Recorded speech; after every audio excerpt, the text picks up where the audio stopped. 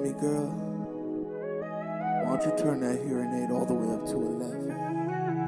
Close the blinds, take the batteries out your life alert, cause it's about to get freaky. So freaky. Get that bunion out, girl. Get up on this plastic couch and let's do something. I think your wrinkles are sexy.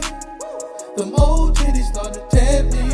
And all them groceries looking heavy. And you're too old to text me. I want that old-fashioned love, cause I'm an old-fashioned lover, babe. I want that old-fashioned love, cause I'm an old-fashioned lover, baby.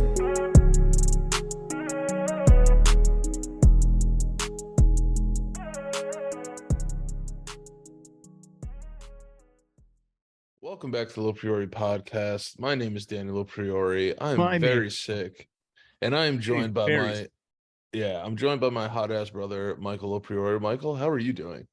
I'm doing great, man. Fucking sober, almost fucking 2 months. Wow, 2 months? Look at you go. Yeah, bro. Also, I feel bad. This fucking the light is like in my eyes, but whatever. Everyone's gonna have to deal with it. Yeah, Danny's very sick right now. And I was just talking to Danny about this before the show. I just feel like we're like both like, God, I know people fucking love us, and God, I love everybody that watches us too, but man, we're fucking all over the place. Also, we're just, I mean, as far as our bodies go, you get sick all the fucking time. Well, I think it's because I have diabetes. Like, it's an autoimmune disease, so it makes me sick sometimes. But like, this came out of like nowhere. But we're definitely like all over the place. But we're kind of just like finding our footing in terms of like, we've had conversations about the show and stuff, and like we want to be more guest oriented, because like us doing our things, like a lot of fun. But I think me and you have a lot of fun when we talk to other people as well. Yeah, I mean, the thing is I know, like, I was just telling Danny this, being funny can only get you so far when you're doing a podcast, and this is just real shit, you know what I'm saying? Like, you want to have, like, the way I see most podcasts, unless you're just huge already, you know, like, you want to fucking be that entertaining for the ride or die people that stick around, you know what I'm saying? Oh, for sure. Yeah, like, it's for the people that are watching this show right now and have been here for like, how long have we been doing the show? A year and some change. February will be 2 years. February will be 2 years. So like, you know, we got like 21,000 subs, and like all the people that come back and watch every week, we're always just trying to find ways to like evolve the show. Yeah. And I think we're gonna go like pretty guest oriented like in the future, but also like those guests will also include like fans of the show. So it's gonna be, we want to do a lot more into like fan integrated stuff too, and you know, at the same time, I mean, we both just like, it's about like finding your footing. And so I just told Danny, I had a dream that Danny was just like, yeah, I don't want to do the show anymore.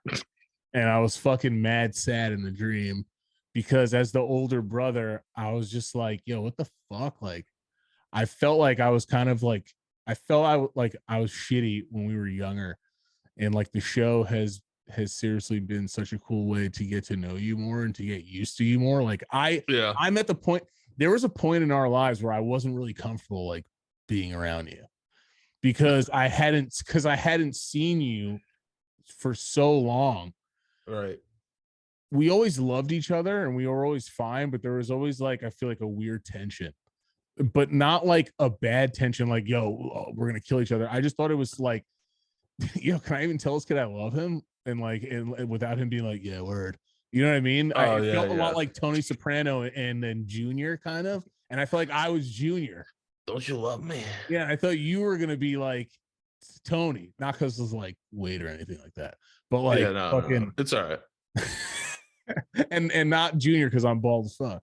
But fucking, I just had this dream that you were like, not that you were like going, it wasn't that you were doing, but it was more like I thought you were going to be there for me more kind of thing. It was really fucking sad. But I woke up, but I woke up not sad. I woke up more determined to want to do, you know, more things with you besides fucking. Yeah. No, dude, listen, man. It's like, obviously, Such a real dream thing. No, obviously, like we'll have sex at some point. I think we should on it. I like get these views up. Yeah, get the views up, and then that'll be like a Patreon thing. But it's like, I'll be honest with you, it's like I don't look at views like that way. Like, you know what I mean? It's like I look at it as like we're still growing, and we're going to a point where we're only going to go as far as we want to go. And I never look at something like where I'm like, oh, like it doesn't, less people watch this week than they watched last week. Yeah, no, I don't really think about that either. I don't want to do the show anymore. It's like, yo, bro, like this has been one of the most fun things of my entire life, if not like the most fun thing of my entire life. So yeah, because like, if we really cared that much, we would have been like, yo, can we please, like, could you guys just please get it to fucking 1,000? Like, we need this, you know what I'm saying? We would have. And don't get me wrong, there's a part of me that thinks that way, because I'm always thinking of, you know, how could I build the brand more? How could I build our audience more? And, you know, those thoughts are real. Like, you really have those thoughts. But for me, it's almost like, dude, we've only been doing the show for 2 years. We have 20,000 subs on YouTube. You know, we both fell off at one point, and then yeah, dude. It's like, if you really just look at the journey of our lives, it's just been like, it's for me, like my life is just getting started, man. I'm in a great place, and I'm hoping that you know, you've been going through your struggles too, but you're gonna get there at some point. I know you are, because I believe in you, and I've seen you overcome a lot of things in your life. So like, so long story short, that dream, you don't have to feel like you ever let me down, or in any sense of the word of being let down. I've never felt that way. Like, I'm literally gonna just keep building this show, and you know, things change sometimes. It's like, you know, you went through what you had to do. I scrambled and got some guests together, and you know, that was a good, if anything, that was like a blessing in disguise. It was a good trial period for me. Yeah, well, I mean, because I feel for the show, and it was like, oh, we had Joe on, we had Selena on, but now it's like, you know, potentially I could do a show with Selena. Like, people want to hear Selena talk, and people want to hear about our relationship. So I wouldn't have known that if you never would have went on like that little hiatus. So it's like, you gotta, I think, and you could correct me if I'm wrong, and I don't mean this in a confrontational way. I think that you suffer from, and I feel this way sometimes as well. I used to do it a lot more, not anymore. Negative intrusive thoughts, kind of. Yeah, I mean, for a really, really long time, I mean, not even a long time, I still have them all the time. But being sober for this long, and just like sleeping better and eating better, I mean, I've already lost like fucking almost 10 pounds. Good for you, bro. Like, like 9 pounds. And, you know, working out is always going to be something hard for me to fully commit to. I mean, I've been doing it, but it fucking just sucks. I fucking hate it. Especially when everyone's like, well, you don't need to work out. I'm like, well, everybody needs to work out. It's a fucking cardio. It's a heart thing. It's a fucking blood flow thing. It's not just like, just because I'm a fucking stick doesn't mean, you know, I'm not supposed to be out there getting it in. So, absolutely. But I feel fucking, I do feel that way. You know, I'm streaming tomorrow, and I fucking feel good. I feel ready. Alcohol, it's just crazy. It's like, when you stop, it's like the best way I could describe it is like, there's still like alcohol paste that's stuck on your brain in certain areas. Oh yeah, and it's like stuck there, and you're just like, fuck everything, fuck you. And it's like your grandma, and she didn't even say anything. She's like 80, and you're like, shut up, bitch. It's like everyone's like, yeah, she's sleeping, and we're like, fuck her.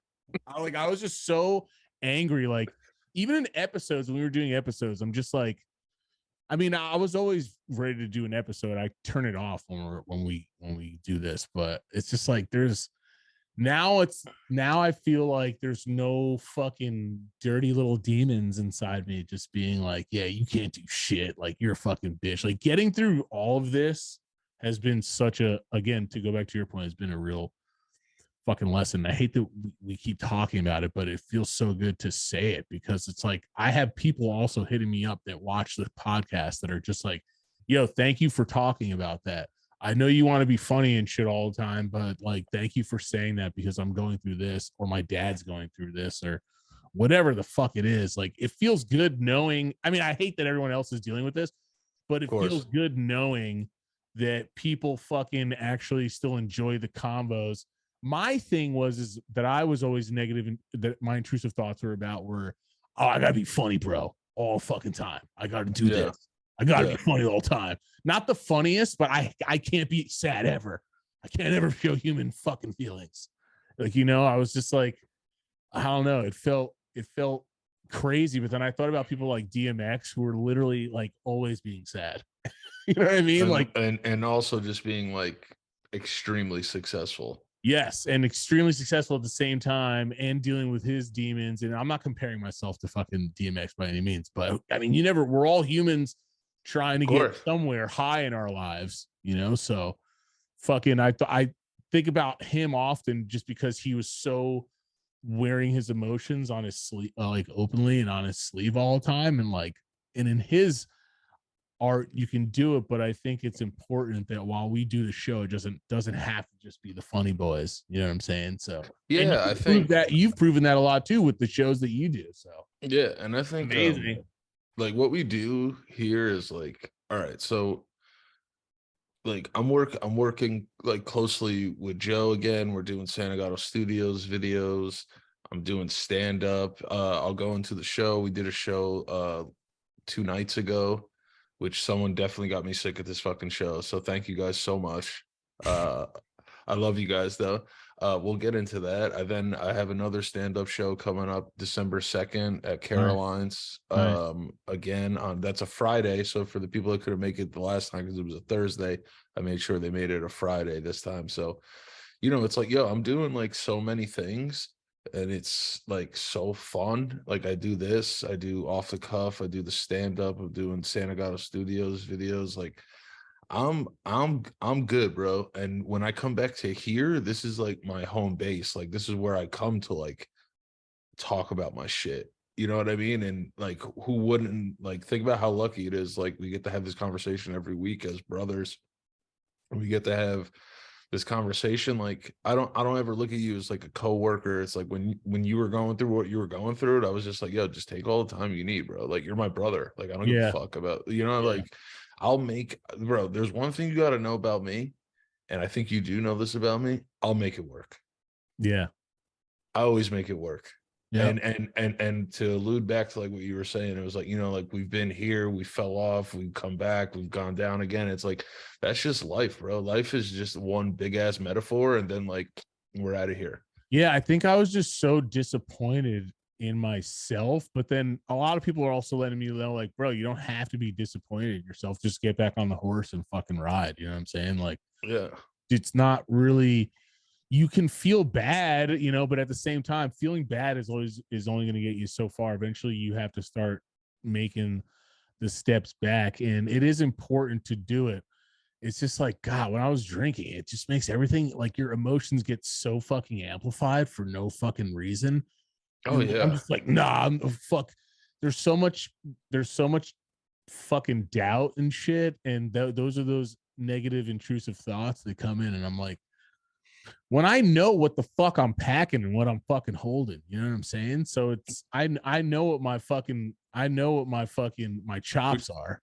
Were you talking about your big ass cock? Yeah, I was talking about my cock, actually. Okay, I just wanted to make sure. I wanted to make sure for the audience. It was an allegory for fucking my penis, but really, it's about me knowing I got the fucking. I know what I can bring to the table, and I know I can be a fucking monster when I want to be. And that's what I'm trying to prove to myself. And you said it actually in an episode not long ago. You were like, I feel like.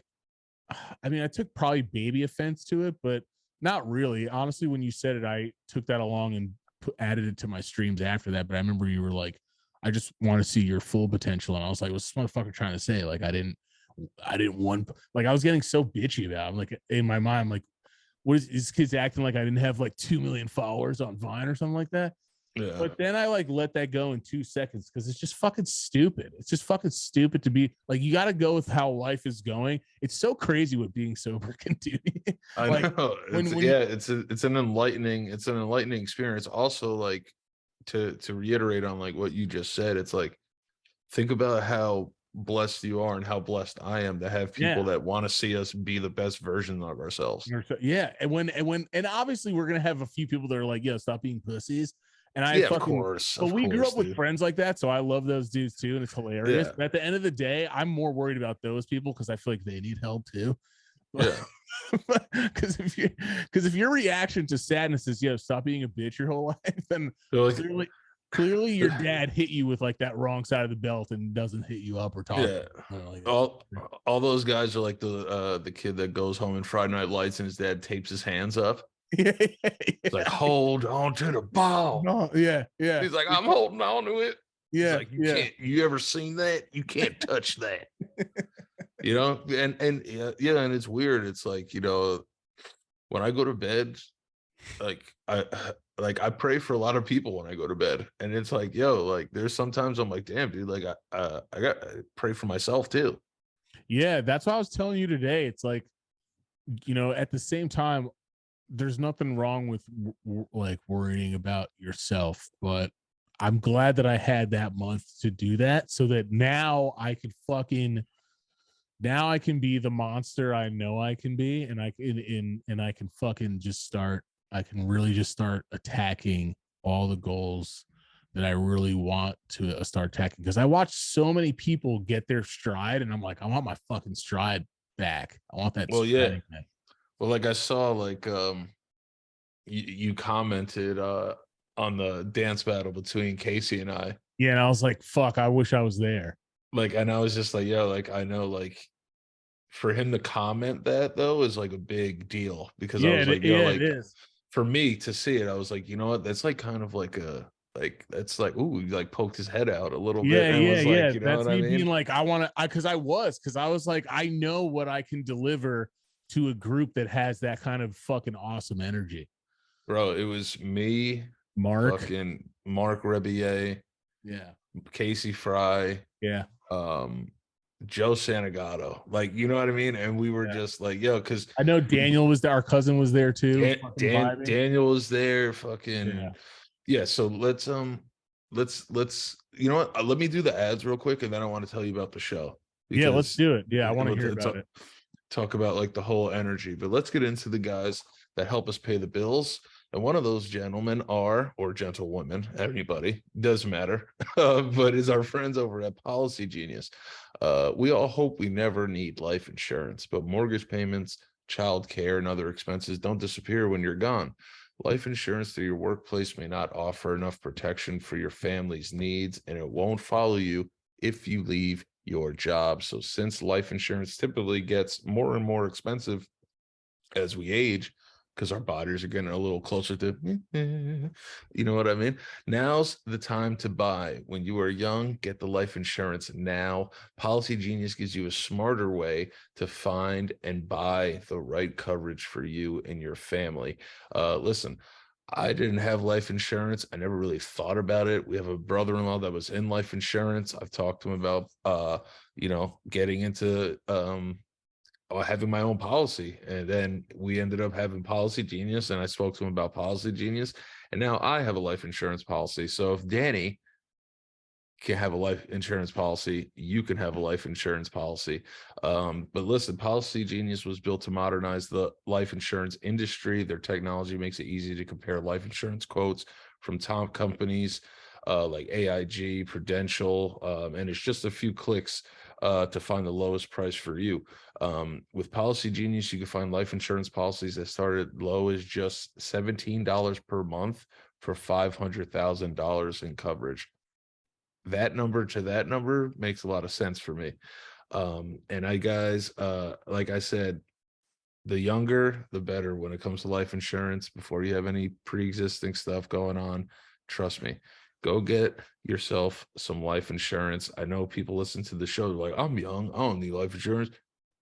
Trust me, you're going to need life insurance. God forbid anything happens in your life. So if you head to policygenius.com or click the link in the description, you can get your free life insurance quote today, and you can see how much you can save with Policy Genius. And go to policygenius.com today. Also, another thing, this is what I love about our friends over at Blue Box. BonCharge, Blue Box, these guys have had amazing things for us, especially when it comes to, Michael and I are on the computer a lot. Mike twitches for a living. I'm editing. I'm always doing podcasts. Yeah, dude. I'm literally typing and I'm on the computer like right now. So you guys got to understand, sometimes we need certain kind of spectacles for us to be able to get through what we got to get through. And by using spectacles, we need certain ones that, hey, you want blue light glasses? They got them. You want yellow light glasses for driving? They got them. Michael and I are also blind as fucking bats.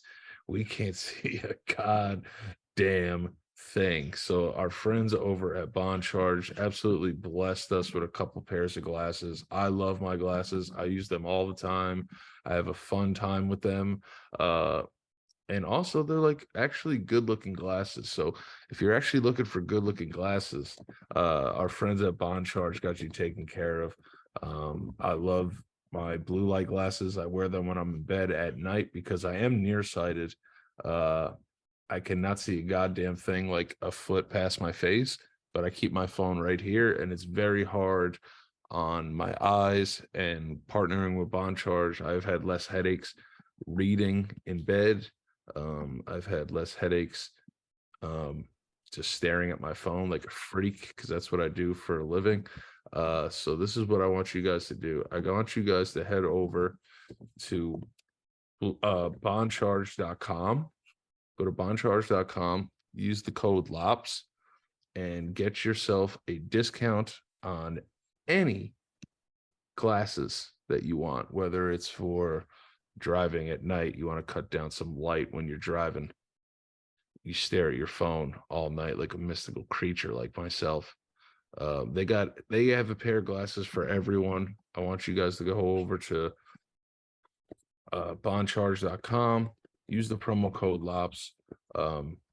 And I love you guys so much. Everything about this show, like we were talking about. So, if you go over to BonCharge and you check out Blue Box, they have amazing products there, and I'm so blessed that we get to have people use our sponsors and listen to the show and do all the stuff that we pretty much, anything we put out, you guys are down with, and I really appreciate all the support from everybody.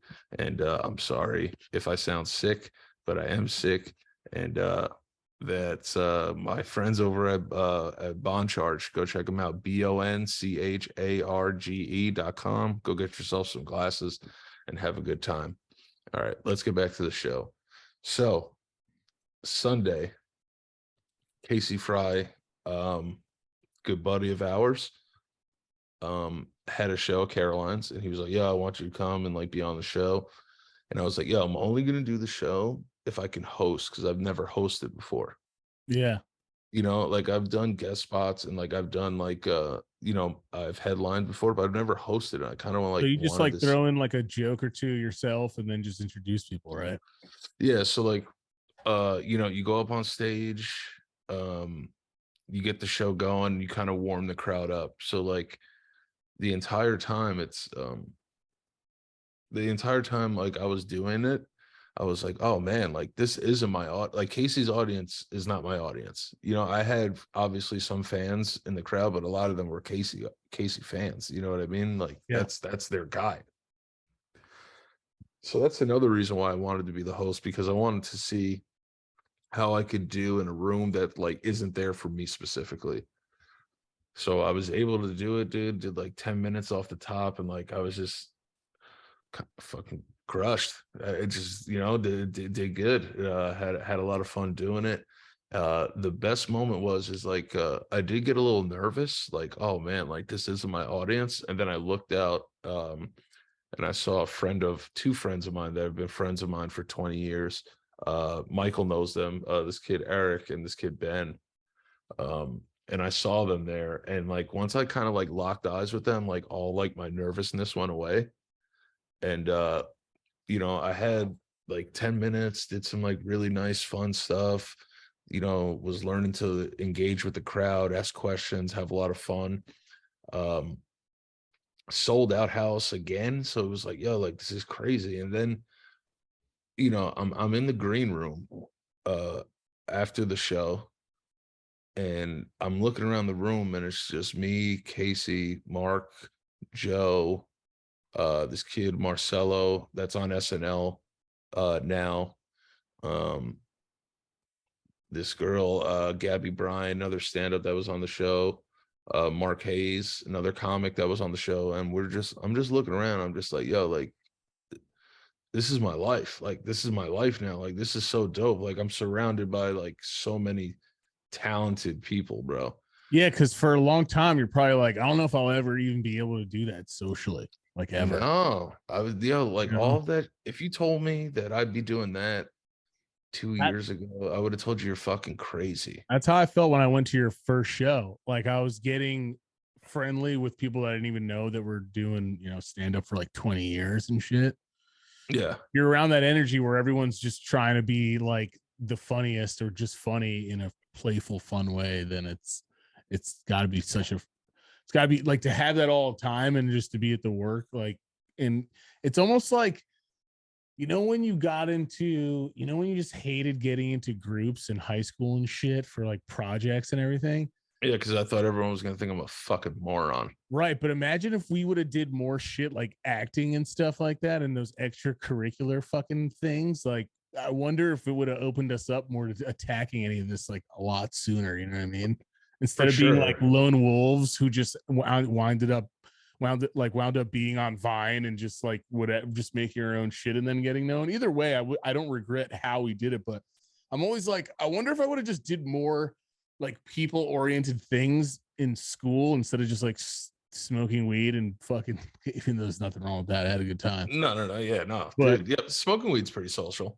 But we didn't do stuff like that. We weren't in groups all the time. We weren't like, because I felt like maybe there was nothing in school that we wanted to do like that. So yeah, we were also hyper masculine. And if someone was like, hey, what's up? You have a really good voice. You want to be in the Grease musical? Yeah, to be honest, we were probably like, that's gay.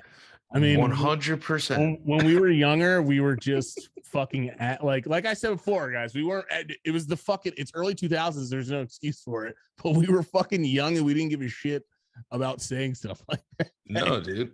So I remember that's 100% how we were when we were younger. Everything was like, I'm a fucking man. Like, I played football, bro. I smoke. Yeah. I played football. Yeah. You played football. I mean, see, you actually kind of did stuff now that I think about it. But yeah, I was like, I'm not joining sports. That's for fucking weirdos who want to look at each other's cocks in like the fucking gym room. Just a fucking stupid young outlook on life, basically. Like, I thought you were just, honestly, I would be like, cool. You're speaking from when you were a child's perspective, not now. No, not now. Now I'm all about like, I'll stare at because I also worked at the pool when I got older. And I just saw all day, and I was like, it's not so bad looking at another cock live in person. God, you know what I mean? You saw, old dudes love whipping cock out. When you're young, dude, younger, they love whipping cock, dude. When we were younger, 2000, like, God, it was so much just like, who's more of a boy yet? Who's more of a man? Like, fuck you. That's gay. This is that. Oh, it consumes you. Well, yeah, you're like, who can make that joke first? And then to us, I think we're younger. That was the only joke you could make when you're younger, Well, yeah, no, but nothing would pop a room as a kid better than like a good timely like gay. Yeah, it's true. It's just true. It's like, and again, it's not something I like. No one's ever, because if I sat here and I was like, nah, I've always been like, here's the thing. I never hated gay people, But it was, but when you were with your straighty friends and you're hanging out, it was just, that's what fucking, well, who knows? Maybe some of those guys turned out to be something, you know what I mean? There's so many people who also just hit it too. But, you know, I was never like gay. Like, you know, I wasn't like that. But when you're younger, you don't know any better. You're just going off of what your friends say. So it's like, it's fun. But you get older. Now I'm like, put your dick in my face. Do it. You know what I mean? Like, I'll gladly, I would get slapped like with a dick in my face, even for no money. I don't give a fuck. Bro, I would say 87% of our content's gay. It is. Yeah. Like, we're allies. I love being gay. If I was full on gay, by the way, I honestly, I'd have such a better sex life. I think. Not that my sex life's bad. It's good when it happens, but I just think I'd probably get way more ass, literally. We need to get a openly gay woman on this show and an openly gay man on this show and just pick their brains about sex. Yeah, I want gayness on this show hard. Yeah, I want to sprinkle a little gay on this show a little more. Because honestly, we're still ignorant to a lot of things in the sense that we don't really know much. Hell yeah. But I want somebody who's going to be willing to be like, all right, what's it like the first time you got just like a huge dick in your ass? You know what I'm saying? Like, I want to ask these things.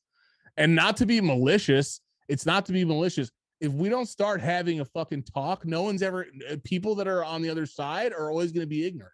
Yeah, that's what I'm saying. I'm like those are great, obvious, like so obvious, like straight guy questions, but like people want to know the answers to that. That's the thing too. Whenever I ask straight guy questions, I do feel like I'm like, I want to make sure I'm with someone who's going to be able to take my personality, because I do feel like some people might get upset, but I don't blame them. I mean, when you're kind of ridiculed and joked about for being yourself for like the beginning of time, as seen as the wrong thing and religiously, like I'd be on edge too when someone asked me some shit that might be like out of left field. You know what I'm saying? So yeah, but the thing the thing that I like, there's so much variety in the gay community. That's the thing. Yeah, it's completely, I feel like it's always been there. I don't even want to say evolved, but I just feel like it's been a lot more progressive. For sure. People can be themselves now and stuff, you know, because man, back in the day, we don't know how many people we were like, yo, that's so gay. And then they were just like, yeah, man, it's so gay. Like, we were like, you don't know if that dude's going through that shit. I had no idea. Dude, we didn't know that one of our best friends, two of his brothers were gay. Yeah, when we were in high school, and we said it all the time. And one of our friends was like, yo, you gotta like chill with that. And I was like, why? You know, because I didn't know any better. I was like, I thought we were just all the boys, and like, yo, like his brothers kind of just came out and all this stuff, and like, you know, and you really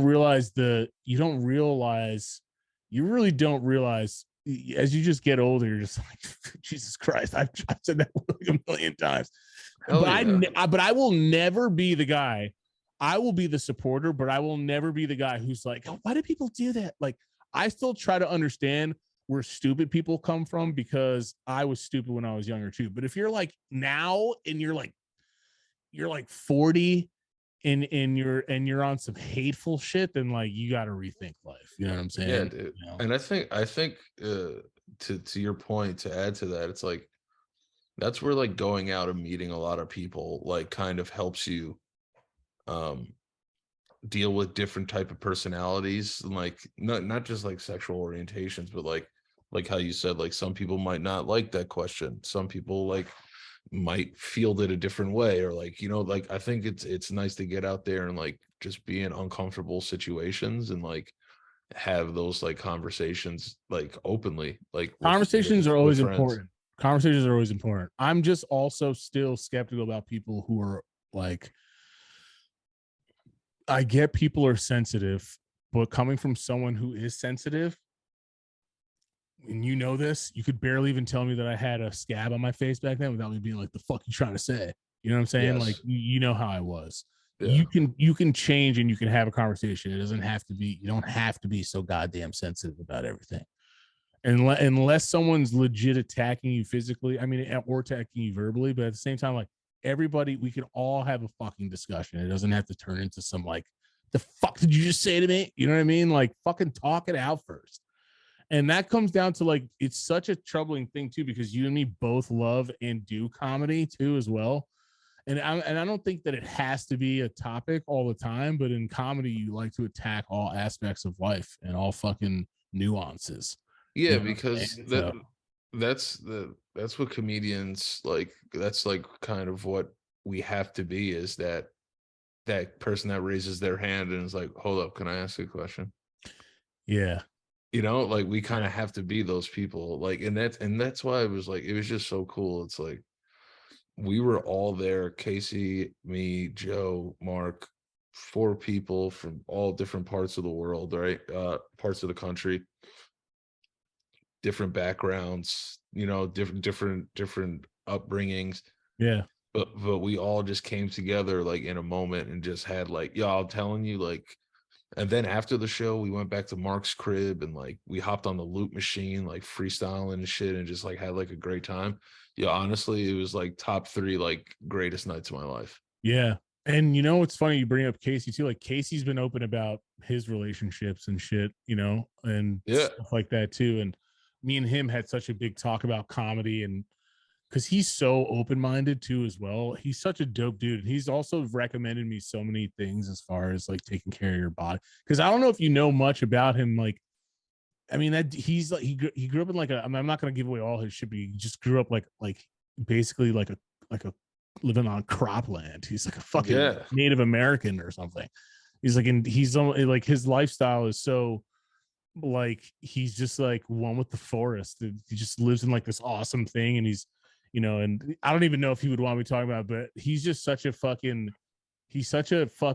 open-minded and like openly spiritual person and shit. And I always love talking about to him because we're both weird as fuck too. But like, he's just such a fucking like a nice dude. He was always recommending me supplements after taking breaks from drinking and stuff like that as well. And he's just like, you know, so people like him, I think, is another thing I think that we need more in fucking comedy too as well. Is just as long as they're, but because there is a different, like there's bullying comedy, which I've never really been a fan of.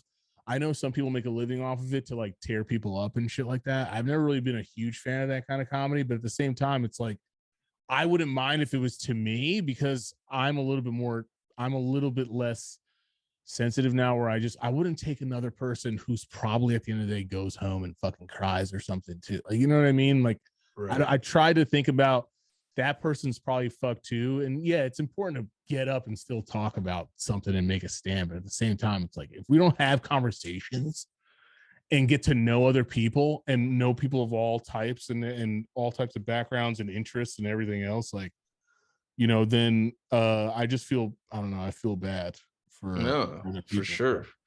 But that's why, like, you know, it just like, I'm looking at like Casey and I did like the dance battle and whenever, I'm like, yo, this kid's like so talented, you know what I mean? And then I'm watching Mark just like on the looper machine. I'm like, yo, this kid's so talented. Yeah, there's so many different types of facets. And it's just like, yo, it was just so inspiring to be like in that zone and feel like an equal, right? Like, and where everyone has their own, like everyone has their own brilliance that they can include or give to somebody else, you know, their own talents or their own fucking they can shine.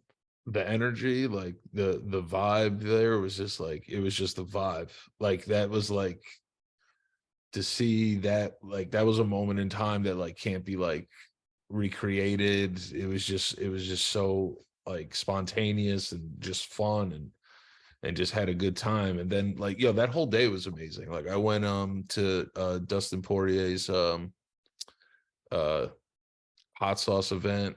He's a buddy of mine. Mad cool. Happy that he got the win over Michael Chandler. I think he's another one, bro. We got to get him on the fucking show too as well. Yeah, no. He said he's down. He's mad cool, bro. Dustin's the fucking man. I'm so happy that he won. I love him because he's just like, I think he's just a dude who demands respect, and if you give it to him, he'll give it back. Like he's not a douchebag. You know what I'm saying? Some fighters are fucking douchebags. Like he's not and he has no problem with you not giving it to him either, because I feel like he'll then be like, all right, well then if it's rumble time, then let's like he's a fucking animal. But also like a good human being at the same time. I think you could tell like he's just a real motherfucker.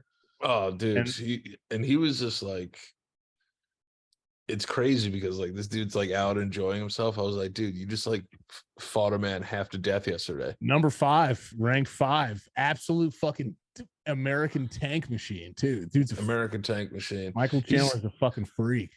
A little bit of a dirty fighter though. Oh, well, I mean, he talked about it and he was saying, he's like, I saw that too, and that sucks.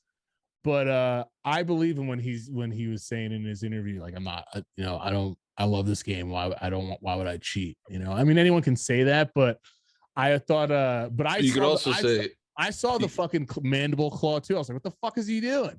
Yeah, I was like, yo, you just pulled his whole face back. But the other thing that I saw too, when he blew the blood out of his nose, he 100% tried to blow that into Dustin's eyes so he couldn't see. Yeah, I mean, also just that was so gross. That was one of the gross. So that was fucking nasty. Yeah, an entire like organ came out of his nose and landed on Dustin's chest. His eyes, so fucking gross. In his eyes, and it was in his eyes and shit. He was cleaning it out. Selena was watching it and she was just like, I can't watch this. Like, especially because like that's your friend too. Like, I can't watch like your friend like fight right now. Like this is too much. Like in my mind though, I'm like, Dustin is ready to die in there. You know what I'm saying? Like, I feel bad for them going through it afterwards, but at the same time, those motherfuckers love that shit.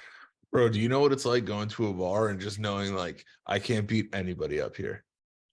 Yeah, that's the part. There is just like everyone's ears were just like, yeah, and I was just like even the dudes who just train a little bit and aren't even professional fighters could fucking bro.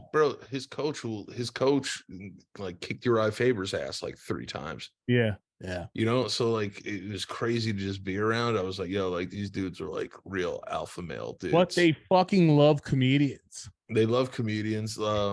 Theo Vaughn was there. Theo's mad cool. Who else was there? Aljo came. Is Theo from Louisiana as well? I think he is, right? I think so. Like Louisiana or like Kentucky, some fucking place. But Aljamain gotta get that motherfucker on the show, man. Yeah, no, dude, he's mad cool. Tell him I'll put his fucking hot sauce up my ass if he wants me to. I'll live on fucking. He's literally like one of my favorites, just because I just like his approach to shit. Yeah, dude, he's the man. I'm grabbing his sauce. Grabbing the sauce. I'm grabbing the sauce. Louisiana boys coming to the scene. Louisiana boys, you know what? Louisiana. I gotta go to Louisiana sometime. I know you went, so I really have to go sometime. Bro, New Orleans? Trying to go to New Orleans. Dude, New Orleans is a shit show. So this is, as you can see, I've used like half of it. This is the KO edition. That one's hot as fuck. Yeah. That one's good, but this is the new one he has. Where is it? Is it in here? Yeah, it's in here. This is his new Maple Creole one. It's mad good. Where did I put it? Oh, it's in this pocket. This one right here. Oh shit. The Creole Maple. I gotta try hot sauce. You know me. I gotta. I'll shove that shit up my fucking blood if I can taste it. I love hot sauce. Yeah, I'll put a link to it in the description, and I'll bring it next time, and then we'll be able to drink it, be able to eat it. But yeah, if you guys want to check out Dustin's hot sauce, go check it out. Heatiness.com. Same guys that do Joe's. Oh hell yeah. Yeah, so go get the Everything Bagel hot sauce. Everything Bagel hot sauce is fucking go get Joe. Good. Go get Joe and Greg's Everything Bagel hot sauce, but also pick up Justin's hot sauces while you're there. Very, very good sauce. Fuck yeah. Very, very, very good sauce. A very good dude. I'll link up with him. He trains obviously in Florida. So when I'm in Florida with like Selena and her family, we'll link up down there. He's a mad cool dude, bro. Mad cool. I told him he set it up too. I was like, "Yo, my brother is a big fan. He set it up." He was like, "Yo, tell him I said it's good." Dustin's a fucking beast, bro. Fucking absolute fucking like. I want to see that guy get the belt at least once. I love. Yeah, he was the interim champ. I think he'll get another shot at the belt for sure. God, I love MMA so much. I know. Yeah. What about Izzy? How do you feel about Izzy getting fucked up in the 5th round? Holy shit. I mean, I was either way. I like Izzy too. I mean, he's fucking. I love him to death. He's just fucking corny as shit sometimes. But yeah, no, I mean, he unfollowed me on Instagram, but it's whatever. He's just like, even though, just so you know, yeah, everyone out there, a little tidbit behind the scenes. Israel Adesanya. I met Israel before he was a contender. Yeah. In the Adidas store. Yeah. And when he was broke and like was learning about like American culture, he comes up to me and he goes, I met him. He's mad cool. Izzy's mad cool. And I was just like, yo, like, what's good? And I was like, yo, just so you know, like, I know who you are. Like, yo, you're gonna be the champion one day. Like, you're a beast. On my LeBron shit, I was like, yo, you're gonna be the champion, dog. Like, I met him. I was like, this guy's gonna be the champion. And then I was walking away. I had my Wave Runners on. Yeah. And he was like, yo, Danny, like, what are those shoes? I was like, oh, these are Kanye West. These are the Wave Runners. And he was like, yeah, like, where can I get those? I was like, yo, if you go to Flight Club, like, they'll have a pair for you, but you're not going to find them here in the Adidas store. Yeah. And I put him on. And then he said, like, in an interview, like, those were like his favorite shoe. And I told him what that shoe was. So yeah, what year was that? Like 2016 or something? Or like 16? Yeah. It was like 5-6 years ago, maybe. Yeah. Around there. I mean, I didn't want him to lose, but me neither. I wanted him to win. Yeah, but at the same time, because I know Alex Pereira and I know about the history of their fight before they even started talking about it. Because when he came into the UFC, I was like, holy shit, I didn't know he was even in here. Because he just came in 2021. Bro, he's had four fights. I can't believe he fucking I know everyone's like, I know he didn't just let him have it, but it just seemed like, I don't know, like his game, like why did he stop clinching and shit? I don't know. I just thought he kind of like, honestly, at that point, I'm like, I don't know. I feel like you just deserve to lose it. But he was good sportsmanship afterwards, and like he showed a lot of like fucking like maturity. So, but yeah, no, I like him. I love Izzy. I just think sometimes I'm just like, oh, okay, I don't know what the fuck this guy's talking about, but okay. Like I'm always like, yo, comebacks are a little soft sometimes. Yeah, but I'm always like, he's young or whatever, but he's like a year younger than me. Yeah. Like I thought he was younger. I thought he was like 28, 29. Not my favorite shit talker, but my favorite shit. My favorite. Stylistically, he's one of my favorite fighters to watch. Yeah, he's like he'll go. I think he'll get it back to if he was winning the fight. He just fucking. Yeah, it's just crazy that this dude has been like your boogeyman. Like he beat you once and then he fucking sparked you unconscious another time. Yeah, and you were beating him all time. And if the round was 5 seconds longer, the first round, he's out of there. He's knocked out. Yeah. And he fucked him up in the first round. That's what I'm saying. Pereira's life too as well. Yeah, dude. If that was 5 seconds longer, he's out of there. He knocks him out. Yeah, he would have knocked him out. You know what I mean? Just to like have a dude come in and beat you the same way that he beat you the last time. And it's like for him to walk out of there with, I like when people lose and they do post-fight interviews. And they talk like that. That's why I have respect for him. I've respected Conor when he lost, Dominic Cruz when he lost. These guys, these guys are crazy, dude. These guys are such athletes. Every single fighter, though, at the end of the day, and because, like, you know, I would never want to go in there and just have my brains punched, like my brains kicked and punched around all the time, and fucking. I could deal with like cuts and bruises and shit, but long term, just fucking dealing with shit. You know, that's why I know their careers aren't as long as like boxing, because boxing's fucking terrible. Yo, bro, when I was doing the boxing and when I was in high school, yeah, yo, sparring someone sucks. Yeah, fighting in general sucks. Bro, getting punched in the face sucks. Yeah. Even the guys who don't really become crazy successful, like I respect them too. It takes a lot of fucking balls to go in there and just fucking get fucking laid out all the time. You know, imagine if you're a guy that loses all the time and you keep going back. Like Tony Ferguson is a fucking punching bag right now, but he's still one of the best to ever do it. But it's it's just like, I don't, you know what I mean? I'm just in there like, thanks for fucking getting your shit laid out for our entertainment. Cause, you know, we bitch about getting up and fucking, you know, sometimes about doing fucking shows and everything, but these guys literally got to get up and get rocked by another fucking huge motherfucker. Like that shit sucks. Dude, Alex Pereira is huge. He looks like Sagat. He looks like Sagat from Street Fighter. He's terrifying. Yeah, he does. Yeah. Yeah, I was like, yo, like Izzy's a big ass dude. Yeah. And he made Izzy not look small, but I was like, yo, but like, yo, this dude is gargantuanly huge. I mean, imagine getting your brain bounced around to the point where you just don't even care. You're like, I don't care, I'll fucking die before I fucking lose. Like that lifestyle is weird. It's crazy. The craziest thing too is like when you get knocked out and you're like on your feet still, like you're out on your feet, like that I'd rather be like sparked unconscious. Yeah, fuck that shit. I mean, I'll scrap, but not like just doing like doing this. I'm like, yo, how's your brain even knowing to like do that? I was like, yo, like I'm going to sleep. Imagine like I'm gonna try to think about every time I get up and go do something where all I have to do is talk in order to make money. And I get nervous. I'm gonna think about the fact that I have to scrap another guy. My ego's on the line. My fucking art that I've dedicated everything to is on the line.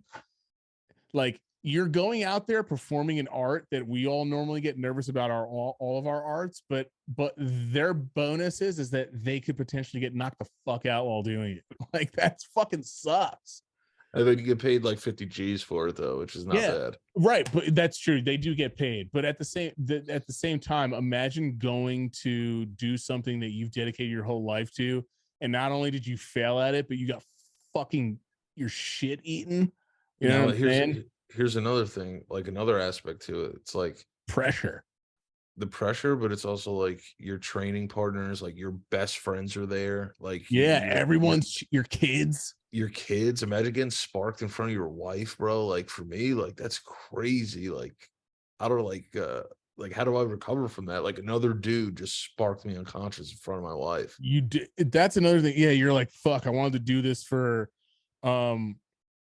I want to do this for them. You know, too, that's an amount of pressure I could never even fathom. I could probably do it once. Like if someone wanted me to fight like Rudy Mancuso from Vine or something, like I would do it. Actually, he's small, but if he wanted to, I would fight Rudy like for like 10,000. I would 100% do it, like for charity. Yeah, I would box another YouTuber or I would do whoever. It for money. I would do it for straight up money for me. Like I would do, because my thing is like money is awesome. I love money. You know, I would like some money too. Like if I was gonna fight someone, but like you versus like King Batch. Yeah, I'd just be like, yeah, like let's give it to like like St. Jude's or like a mental health, raise money for mental health and like do that. You would have the most serious buildup on your Instagram page to your fight.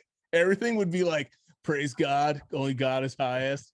It'd be you in the gym at 5 a.m. like sweating, just breathing, not even saying anything. I'm just getting sparked unconscious on a Saturday morning too, somewhere. Like, you'd be with somebody that has a connect at a gym. You'd be at like the gym. Oh yeah, no, I'd be in Gotham hitting the bags, hitting the mitts like crazy. Yeah, you would just have like Ali quotes and Gandhi and Rumi quotes up. Bro, I'm telling you, bro, there's some people out there that could throw hands though, bro. Like, you know, it would be kind of fun. But I feel like look at Salt Poppy, that kid came out of nowhere. You fucking look nice.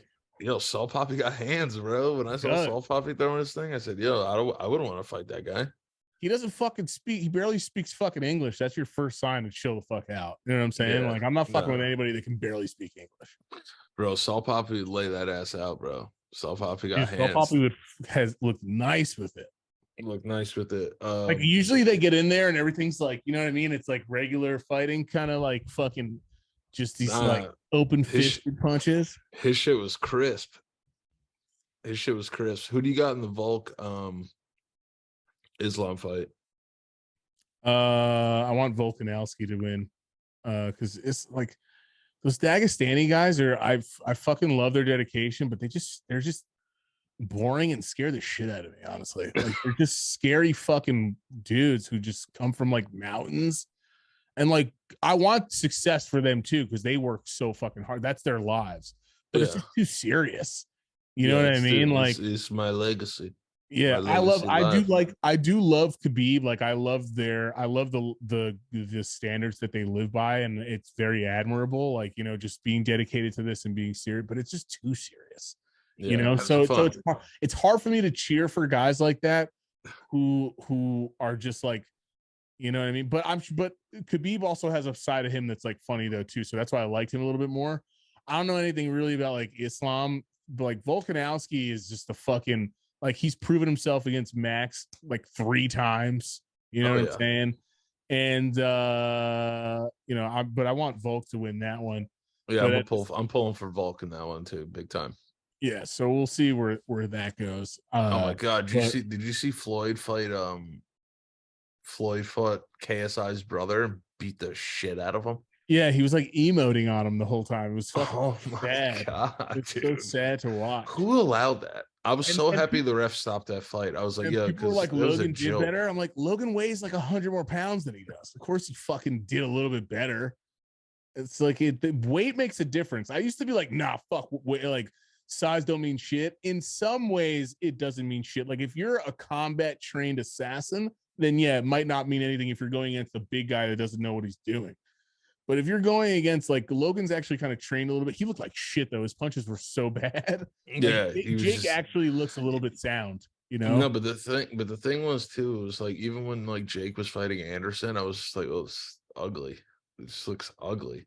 But yeah, no, he did not look. He didn't look at all. Yeah, I don't think he had a great night. Bro, I feel like he could fight better than that. It was a close match against a 50-year-old. You know what I'm saying? Yeah. Who hasn't been in the ring or actually no, he has been in the ring. He's been training a bunch.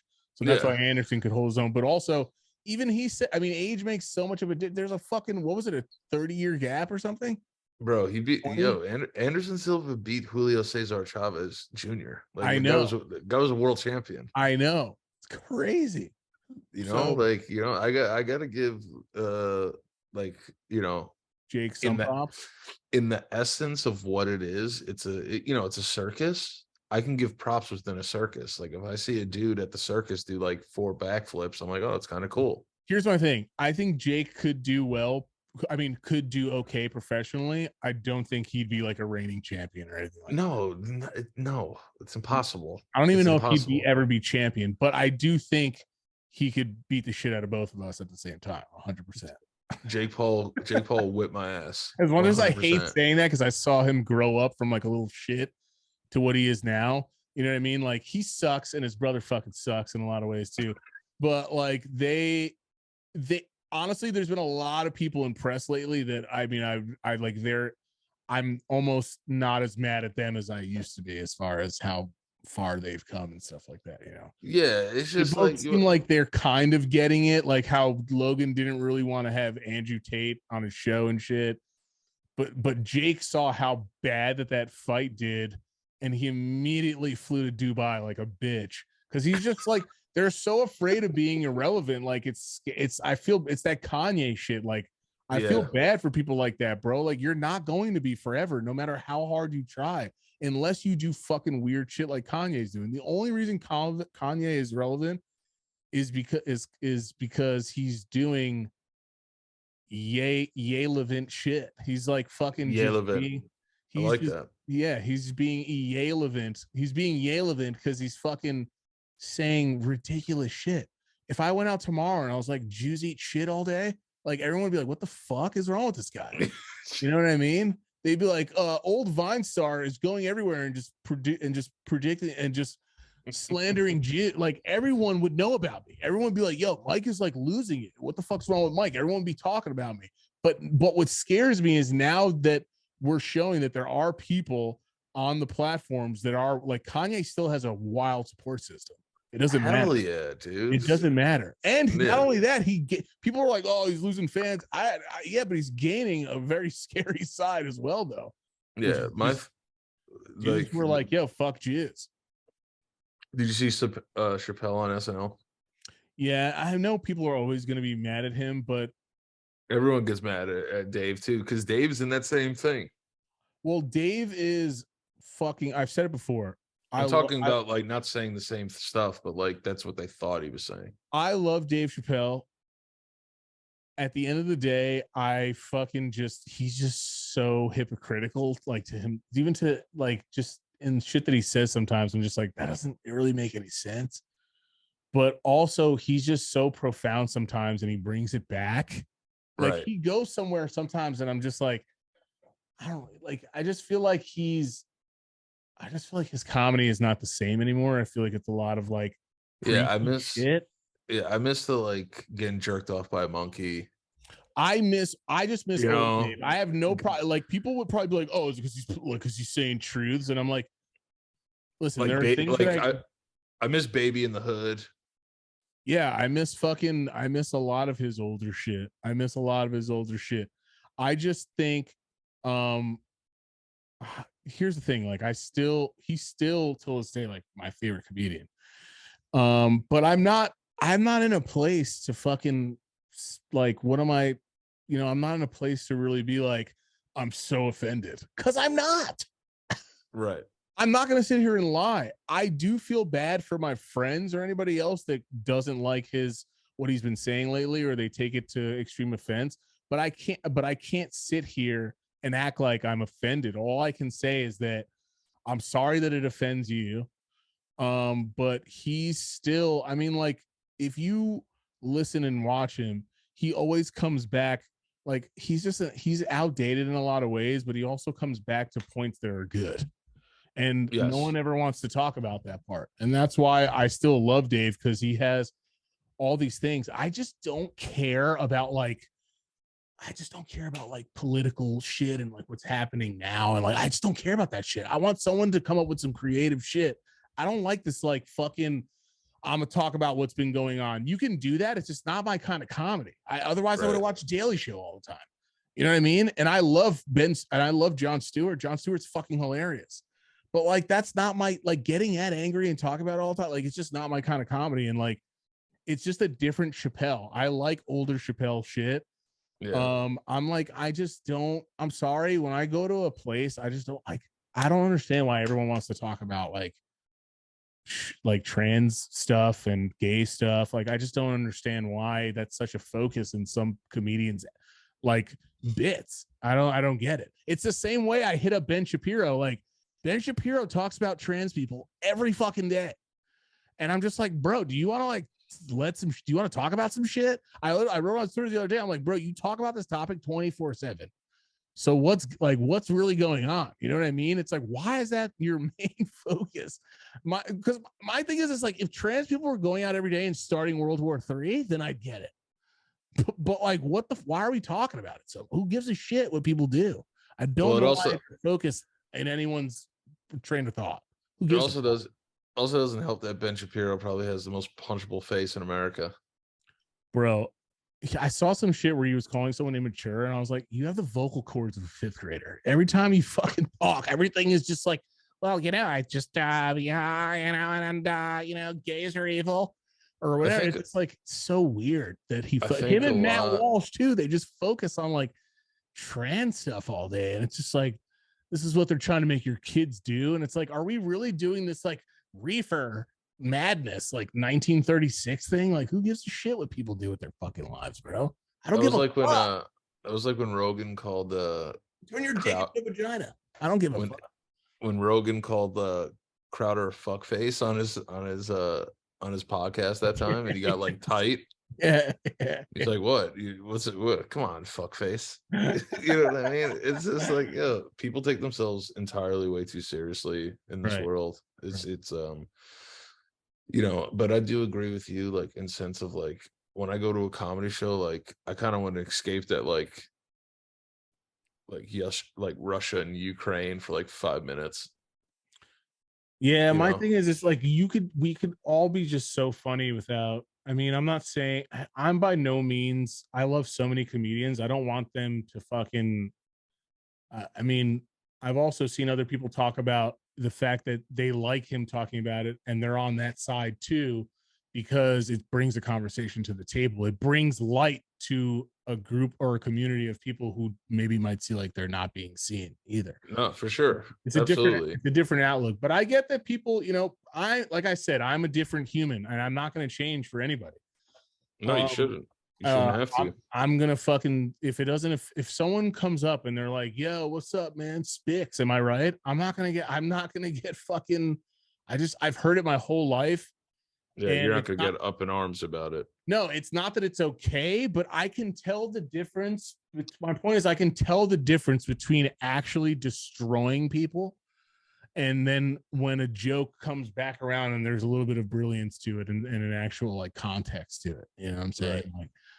And I understand if people would get mad at me too for that, but I don't give a fuck. I mean, I'm not here to be Martin Luther King. I'm not here to fucking do any of that. I'm here to fucking make my own jokes and have a good time. But I'm not down for anyone feeling like shit. I feel bad that people feel like shit because you and me were there when we were younger, but at the same time too, like it turns into people being like, this is profitable gain. They're making profit off of people's pain and stuff like that. And I'm just like, I'm not necessarily sure that that's 100% true. If you're throwing a narrative at me that is mostly steered by your side, then I'm not doing any real research for myself. Then how I'm going to just be flip-flopping forever. You know, I'm not down with people feeling like shit, but at the same time, I've heard some of the jokes that other people have made, and I don't really see the real malice in it. Sure. I've seen other jokes though that he's done where I'm like, oh, Jesus Christ. You know what I'm saying? Oh yeah. But that's him. He's going to do that. I'm not. And if I sit there and I go, you don't need to say jokes like that, because even Cat Williams said, like, I don't really need to say jokes like that. I'll take it out of my shit if people are offended because I'm funny. I can make anything funny. I don't need to. If it offends somebody, I'll probably think about second or twice. That's the kind of comedian I am. I don't really want to hurt people's feelings, but at the same time, though, that's really not up to me, though. That's up to you at the end of the day. If you took what I said completely out of context only because you heard one word. Right. It's like my bad. No. It's like when a comic does a suicide joke and there's someone in the audience who's like family member killed himself. It can be tough for that one particular person, but then like a ton of people thought it was funny. Then there's other people that don't think it was funny. You know, a lot of us, we go to these comedy shows and, you know, there's almost like pressure to be an audience member. It's like, oh, like I have to be engaged here, like at this thing. Like I have to like enjoy the moment and like have fun and laugh. And like, I like, you feel like you have to laugh. So it could like, it goes like both ways. It's like, it's weird because like personally, you're going to offend somebody with any joke you do. Right. For the most part. I'm like, if I hear the N-word, even though we literally got called it all the time when we were in like 5th grade, like I can't fully be offended. I'm not black. Yeah. And it's easier for me to take that word with a grain of salt because I don't know. I mean, ironically, we do know what it's like to be called it and to feel racism in our lives. But I don't know, man. I don't know if it's because we were exposed to comedy like that when we were younger and we just grew up in a different time. I really do think it has to do with that. And again, I'm not saying that it's an excuse, and I don't expect everyone to be like me, but I'm not telling you to be like me. But also, like, you can't expect everyone to think how you think. It's not going to happen. Yeah, and then I also respect comedians that like you said about like Cat Williams. Like, I got my own lane. I don't need to do all this shit. Yeah, and that's that's really my thing, and that is a testament to anything. I like adjusting myself. Like I said, I don't need to Just that call penis. I don't need, I don't need to call my masculine friends gay anymore to get a laugh. I grew out of that when I was fucking 10, like fucking 15, 16. You know what I'm saying? So like I don't really I grew out of that when I was like 34. Yeah, so, I grew out of that when I was like 30. See, like that's a joke right there that people probably be like, "Oh, you're joking that you were just recently homophobic," and I'm like, "But see, that's where you got to know the context there." Yes. The joke was like I grew out of it when I was younger because I didn't know any better, but at the same time, like some comedians still throw down like that, but they don't give a fuck. They have their fucking following. But I'm telling you right now, I'm not fucking gay at all, and if I fucking was, I'd probably be the same person. I'm not telling gay people lighten up. I'm just saying, Like that, but I'm just saying though, fight back with fire. I mean, throw some straighty jokes out there. You know what I'm saying? Because they're right. But we're more insecure. We're more insecure than gay people. Straight people are pussies. Yeah, we can't handle shit. We're fucking big pussies. Like I like to open my shows. I'm like, yo, I'm just letting you guys know if it's your first time seeing me. Like, I don't like to really do like race comedy. Like, I just think it's like low hanging fruit. Like, it's not like it's also easy. It's just easy. Yeah, I was like, it's just easy, and like, I just think white people have been put through enough, honestly. Yeah. Then I'm just like, when is enough enough? Yeah, I'm just like, when is enough enough? You know? Yeah. But listen, I'm so sick. I'm gonna go to sleep. I think. All right. I'm gonna go nappy sleep time. But I've been playing so much God of War, dude. I have like 35 like hours logged already. Yeah, it's crazy to think about how far that game has come and how much it's changed and everything. Bro, it's so awesome, dude. It's so fun.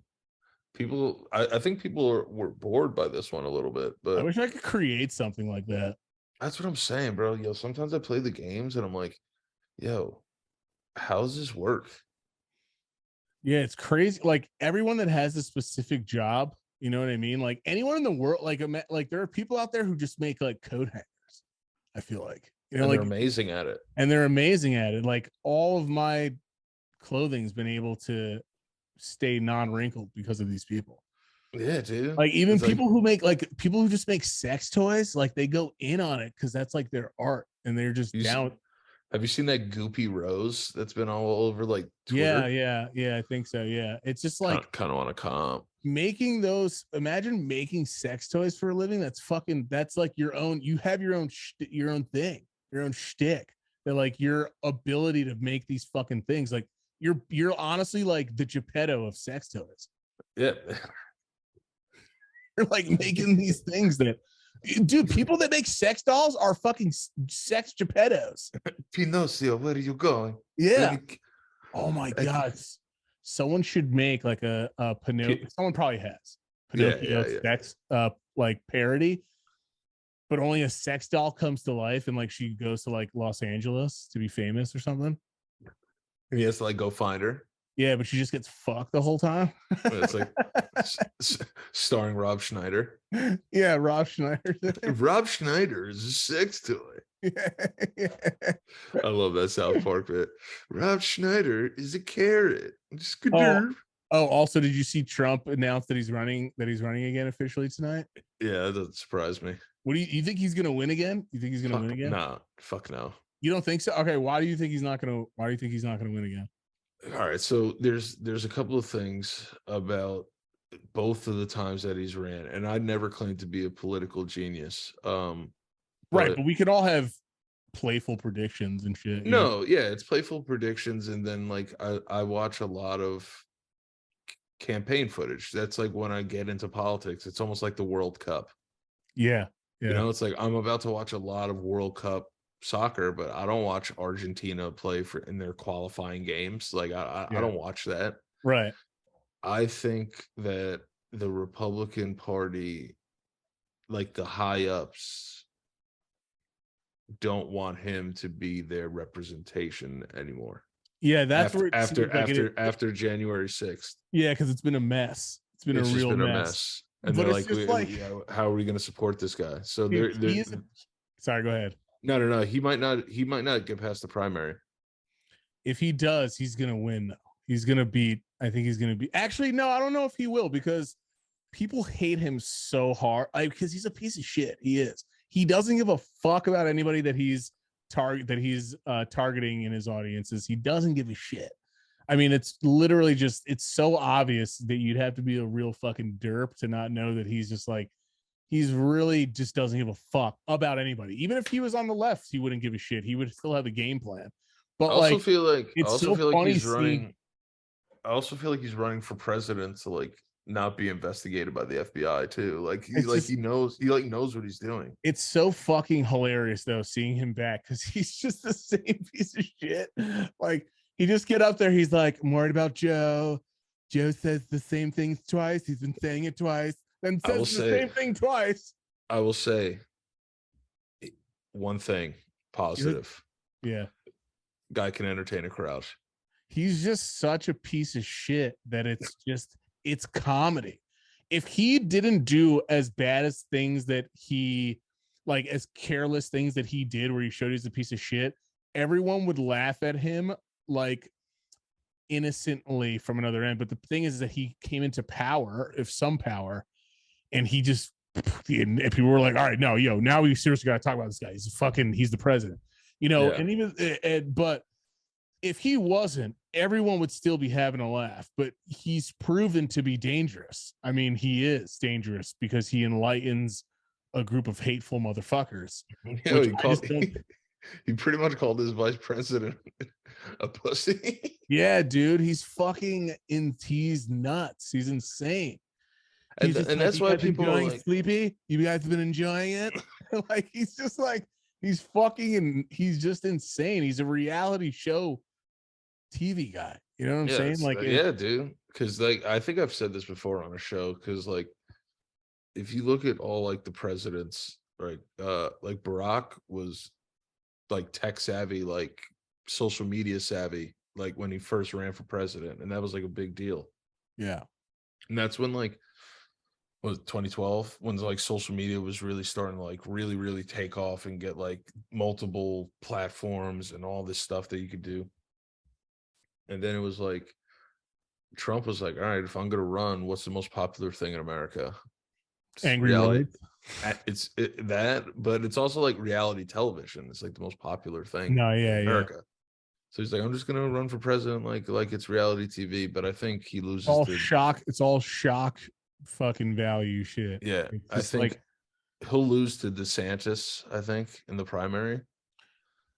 And then it was smart of him to shed light on a very dumb crowd. I mean, there are people who like him, but if you're a Republican with any sort of sense, you need somebody who's going to be a little bit more a professional. I mean, it's just like, I think a lot of people like DeSantis more because he's like not as like. Yeah, but the thing is, there are people who don't like the government, and Trump is the first real scary person to run and like show love to fucking like people, conspiracy weirdos, racist motherfuckers, and people that aren't racist. I mean, I have friends that are Trump that liked Trump for who he was that are not bad people. Like, I'm not going to sit here and be like, oh, because you voted for Trump, you're an evil person. That's just not true. It's just not true. Not if it was, I'd fucking say it, but it's not true. Like, I have not on purpose. I have good friends who just are not Democratic, and they themselves didn't really know what to do. And my reaction to them was like, just go independent then if you don't fucking care that much. But like, some people feel like they don't have a choice and they want their side to win and they're stubborn. Like, I don't agree with shit that they say politically, but at the same time, like I have people who are friends who vote for him that are not bad people, and I don't give a fuck what anyone says to me. You can't convince me otherwise. That my own friends who've never done me dirty, their own thing is like, well, if you vote for a guy with values like that, it's like, no, some people just desperately voted for him because they didn't want to see a Democrat in office. It's just how it goes. If everyone thinks that we're just voting for somebody because of their values, you're wrong. No, I didn't want to vote for Biden. So, you know, I voted for Bernie mad long ago. And, you know, and Bernie, I could still be realistic enough too and say that's a fucking dream, but that it's starting to happen. I mean, look what happened with Senate and everything. So, yeah, dude, it's going to be a lot. It's going to be a lot, but I can't sit here and act like that motherfucker's not hilarious. I mean, that shit is, he's a fucking serious satire. It's the hardest thing to watch and keep a straight face. Dude, he just got him. He's like, you guys enjoying a guy who says everything twice? Like, I just was like, he's like, I gotta make sure I gotta make sure I get it right. Don't want to be like Sleepy Joe. Yeah, dude, it was so fucking. He was just like, let me tell you something. All right. Like it's like I was just like, oh my god, it's like fucking, it's just like, you know, the other thing too though, yeah, where's Kamala Harris? Yeah, I haven't seen her at all. I forgot she was even a fucking person, to be honest. Where is she? I'll tell you where she is, in these fucking spam emails I keep getting on my fucking AOL.com. Bro, you get those too? And it's every like fucking day. It's like, I need 1 second to talk to you. And I'm like, oh, like, is this like a fan or something? And then it's like Beto O'Rourke is like stomping the yard. I'm just like, what the fuck? Fuck. And politicians doing TikTok, I get it why they're doing it, but just like, dude, get the fuck out of here. We're fucked. Either way, we're fucked. Yeah, but the thing is like, I was talking to somebody the other day, and such an independent. I was like, yeah, I'm going to vote, and he was like, vote. He's like, for what? Yeah, like he's like, where? Like, I was like, yo, you know, like you know, like the Senate and, you know, the like election day. Like, he's like, wait, that's today?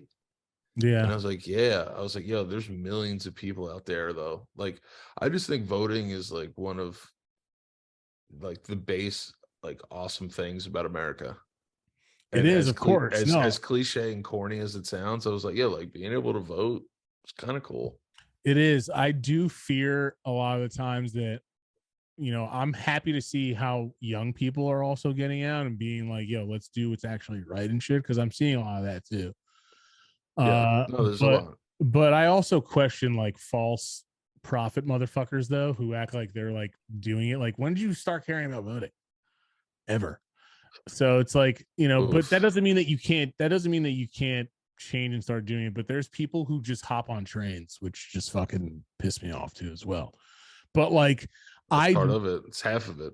But I will say though too, it is cool seeing people like actually, I mean, it made a difference. It's making a huge difference, and I can tell that's not going to stop now. That's going to keep happening, and that's a good positive thing. But I do worry that this voting and all this other shit is smoke and mirror or distractions to like what we should be paying attention to, because like there's mad shit going on internally that is so fucked. There's so many things that we got to do to like rebuild ourselves that I'm like just worried about, maybe not for our generation, but just for later on and shit. Like, you know, well, who knows what's gonna fucking happen?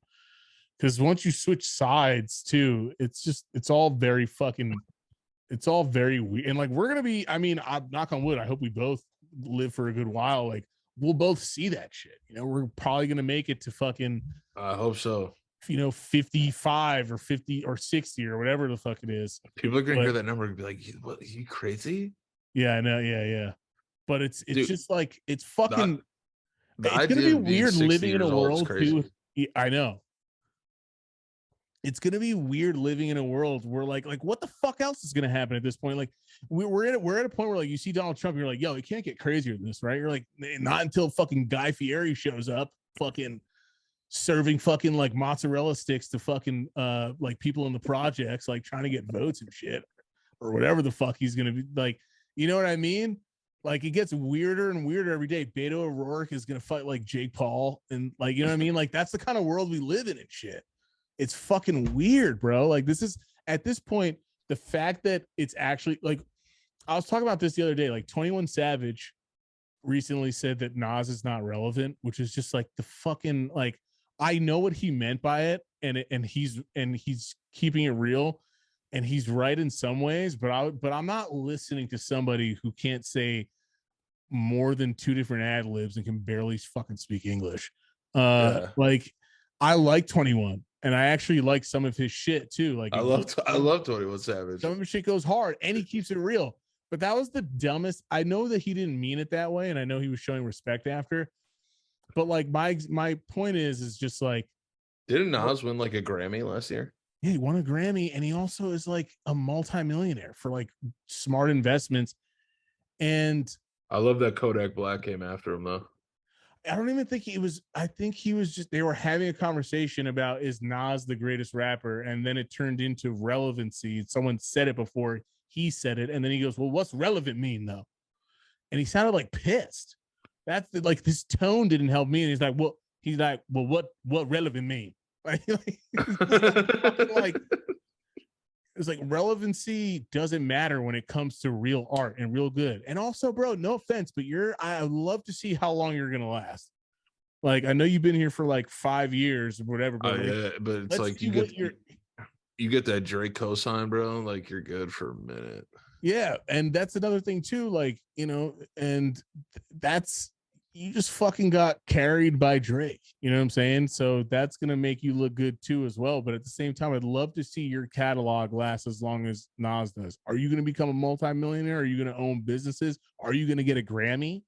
Now, a lot of people would say, fuck the Grammys. They don't matter either. But at the same time, though, whenever someone gets one, though, they're still like, oh, yeah, I do got a Grammy, though. You know what I mean? Jay-Z is one of the best rappers to ever live. He constantly flashes his shit off. They're in pictures all the fucking time. Yeah. So he used to be the one that boycotted the Grammys, though. Yeah, that's what I'm saying. So it's like at the same, because they weren't being, I mean, they're not fair at all whatsoever. But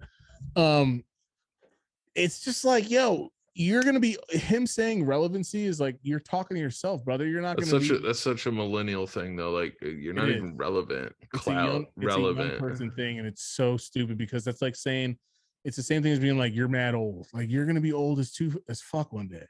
Yes. You know what I mean? And you're gonna be fucking laughed at or looked at like just an old idiot that doesn't know any better. Actually, no, you get older and you start laughing at the younger people. That's really what happens later on. And I like younger music too. Like I'm down with younger music and I feel it, but I'm not down with people being like, not relevant. I just don't feel like he's relevant. And I'm like, bro, you're not going to be relevant forever either. And if you just mean like he's not mainstream to the point where he's, I mean, but what's relevant? He can go to other countries and be the fucking man. To me, that's always relevant. I don't really, it's weird. I mean, 500 years from now, people are going to listen to Illmatic. They're not going to listen to 21 Savage.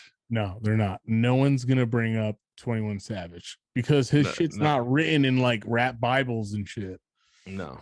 So it's like, he hasn't put the work in. I love how Kodak was sunned him. Yeah, and Kodak was just, and Kodak was like, he invested in Ring. He said, yeah, he's like, Nas invested in the motherfucking Ring doorknob, dog. Yeah, and it was just like, Kodak's fucking hilarious. Yeah, no, he's another one who's kind of like satire to a certain point, but like he kept, but it's just like he made 40 million off that off Ring. Yeah, and I think he's worth like what's Nas's net worth? It's definitely higher than whatever they say it is. It's just 70 million. He has more than that. Yeah, 100%.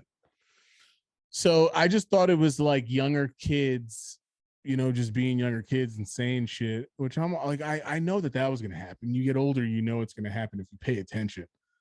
But you're talking about somebody who's lasted way longer in Nas's house got robbed recently. Oh, I don't know. 2 days ago they robbed his house. No, Nas house robbed. So it's like, why do you bring shit like that up if it's bro, they robbed his house like 2 days ago. That's crazy. Your catalog's not going to be, it's not even long enough yet for you to talk shit like that. You know what I'm saying? So, and he has 3 albums that are all fucking some of his best, which is crazy.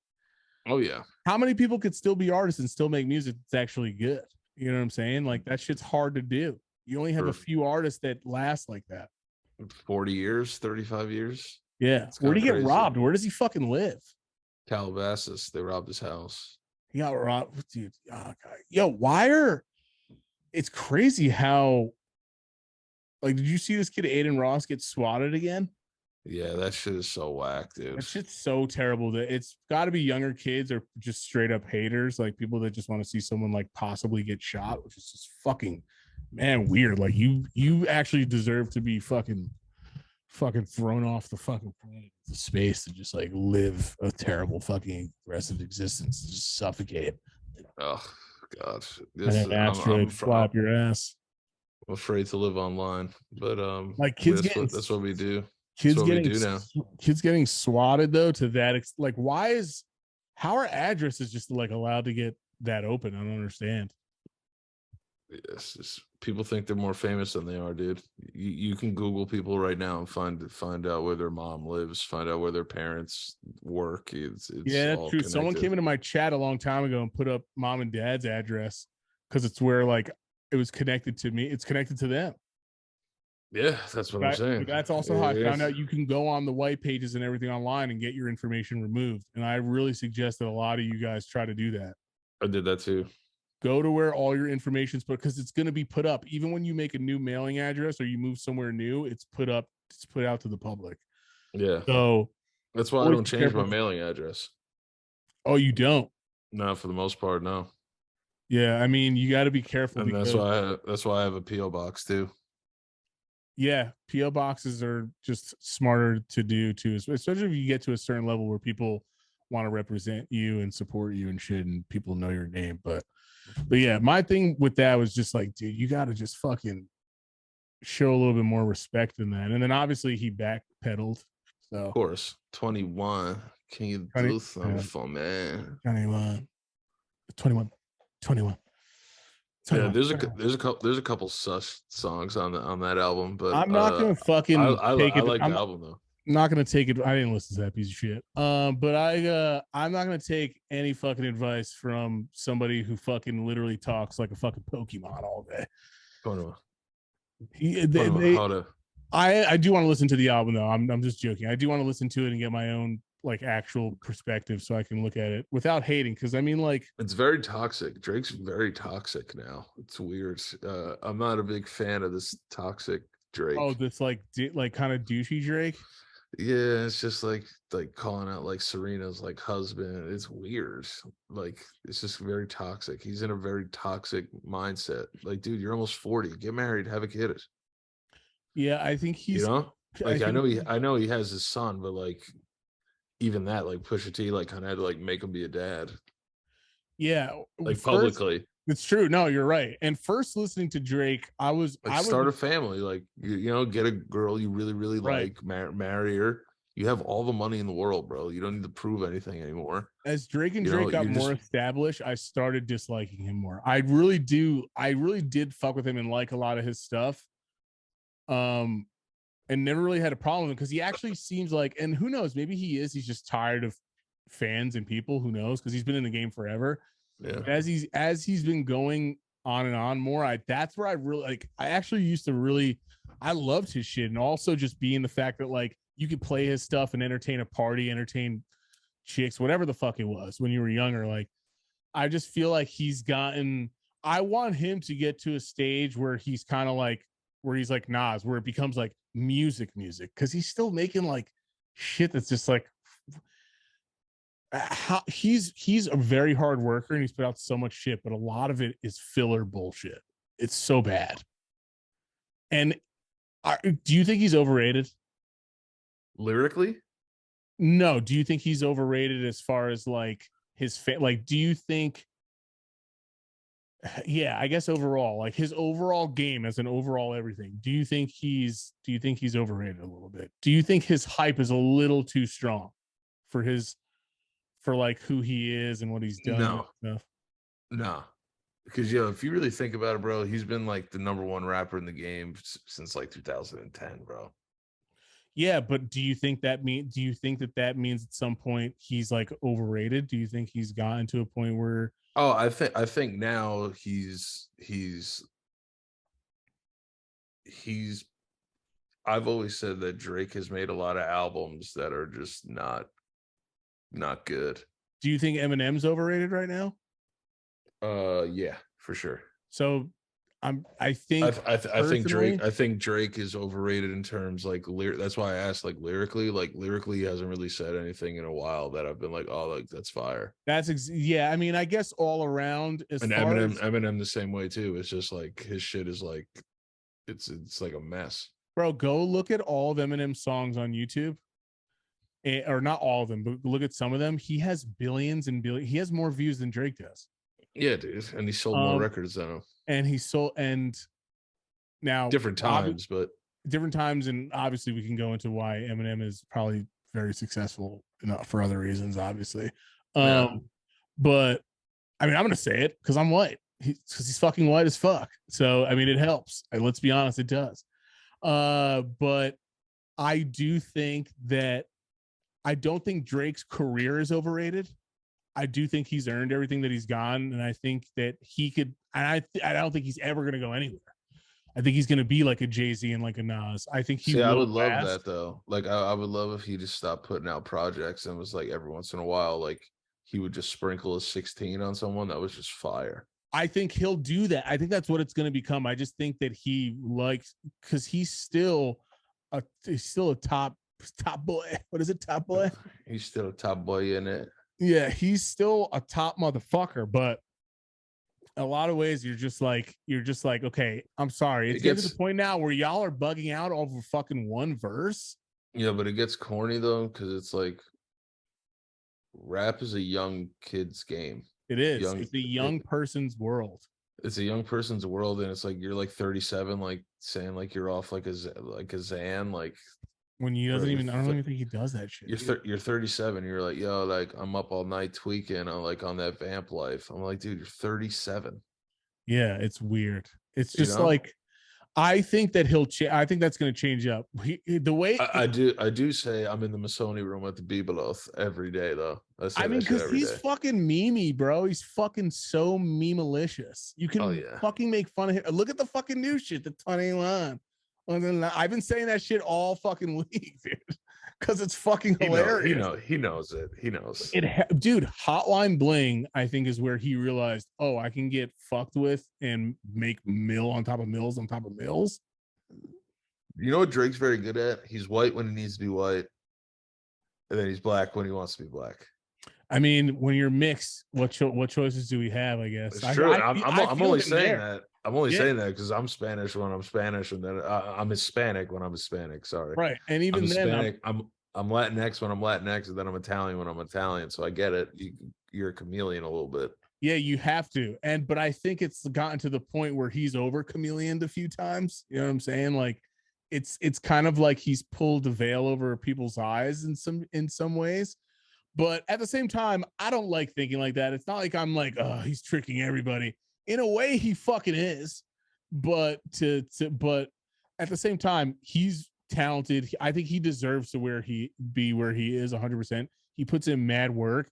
I'm just not a fan of this like current era Drake. I think it's too toxic. It's too toxic for me. I think it's his weakest, but it's his most successful though. Yeah, because he's the absolute workhorse savage monster. Right. And then he had the Kanye beef, which he spoke on because he does his Jay-Z subtle shit. Yeah, he said I did that shit for Jay Prince. Yeah. He says that on the new album. So, about Kanye, right? Yeah. Yep. So. And you know what? He's keeping it real. Yeah, but that relationship's weird though. Those two are weird. Yeah, because then you go to all right. So you did it for Jay Prince, but then you went to his concert. You look like you were about to cry, like while he was performing your songs. Yes. Yeah. It's, so it's like, but who are you gonna be in that instance? Are you yourself or are you the artist? Because I want you to imagine right now. You're fucking what's your rap name? Do you want it to be? Yeah. Do you actually want it to be D-Stacks or what would your rap name? No, it would just be Danny. That's kind of fire. Yeah, it would just I don't be think Danny. I've ever heard that's actually kind of fire. Yo, you kind of blew my mind just now. Yeah, I would just have my rap name be Danny. But you have to change it, not DANNY. It has to be like Dan-E. Dan E. Or it gets be spelled Dane and everyone gets it wrong, and it's like it's like kind of a focus, but you're like, it's actually pronounced like, and then you have to be British though. It's actually pronounced Danny. It's actually pronounced. It's actually pronounced Danny. Actually pronounced Danny in it. In America, they say Dane. So here in Yorkshire, they say Danny. Now so. imagine you're that level of Drake, right? Mm-hmm. Do you think you would personally have a problem? I mean, you're older now, so it's harder for you. But going through, would you have a problem that's like motherfucker's older than me? Yeah, but would you have a problem different? Yeah, that's true. You could still be kind of wild. By like 3 years, 4 years older than me. Do you have a problem differentiating? God, I nailed saying that word that time. That one's hard to say for me. Differentiating. Differentiate the artist from Danny. Would you have a problem separating Dane from Danny? Yes. Yes. Yes, 100%. Yes, 100%. It'd be hard for me. I'd be a wicked cunt. I'd be very, very fucking wild. Because it's human nature to be like, I want to keep being successful. I want to keep being top boy. Yeah, top well, boy. My ideal, like, because you gotta like think about it too, like trajectory wise, like you could look at people like Lil Dicky, like you could say he was a culture vulture, right? Yeah. And then like, oh, but like he made enough money, like now he has a show on FX. Yep. And so he did it in his own style too, as well. He did it in his own style. He was like still weird as fuck. Right, but like in a sense, he's kind of like what I do. I guess people could consider me at some point a culture vulture too if I'm doing like jokey rap music. Yeah, and also, I mean, I don't know if Dickie was in a weird spot to be who he was as well. Yeah, it was jokey music. Because like he was white too, and he didn't have anywhere near what Eminem had when Eminem first started. No, like blowing up. Well, then people got mad when he had like Chris Brown like say that line or whatever. Yeah, I know. Yeah. So it's you're gonna be pissing off somebody no matter what you do. But Dane and Danny would coexist eventually, right? Yeah, but yeah, like, I think it's hard to. Because it's a new lifestyle, you're not sure how to. I don't know what it's like to be dudes to that level. You and me have our own baby fame, but it's different. Yeah, but you want to know what it is about Drake? Like when I hear him rap, I'm like, this dude is like, he's sad. Yeah, I think he's got shit going on, and he's like lonely and like depressed. And I think he's traumatized from past relationships and from from seeing his own parents' relationship be fucked. Yeah, and then like having the whole like Pusha T thing, I think bothered him a lot. Like it's not like I just took it in stride, like like I like did my thing, like I just did. Yeah, and he could have said that he had something to come out with, but I don't know, bro. Like Pusha T like nuclear bombed him before he could do anything. Like no one was ever gonna talk about anything other than the fact that he has a fucking albino son. Yeah. You know what Beautiful I'm saying? Kid. He is. No, his kid's a handsome boy. But it's one of those things where it's like I hope Drake gets happy again because he's too toxic for me right now. And he caught him with that dude. He made people for a second look at Drake as vulnerable, not fully black. Oh yeah. Which let's be real. Let's be real about the conversation. People are even our families, you know what I'm saying? You being a mixed kid, you don't, and I'm not talking about like our cousins and stuff like that. I'm just talking about how it was before mom and dad got married. It's notice shit like that. No one wants to talk about it, but that's you notice it's bloodlines. It's mixing of the bloodlines. He's also white and Canadian and Jewish. That's what it's like. You know what I mean? So there's a lot going on. I'm not saying that anything. As a mixed kid, I know you don't fully get. Sometimes you don't fully get love from me from both ends. No, like we don't speak Spanish, and like I'm sure Spanish people are like, "Ill, like what's that about?" And Pusha T, Hispanic people, excuse me, and Pusha T putting up that like picture, fucking vaudeville blackface shit was damaging too, because it made people look at Drake as like it being not fully, in a way, coming from where he comes from. I mean, bro, started from the bottom, now we're here. That's the biggest bullshit song ever.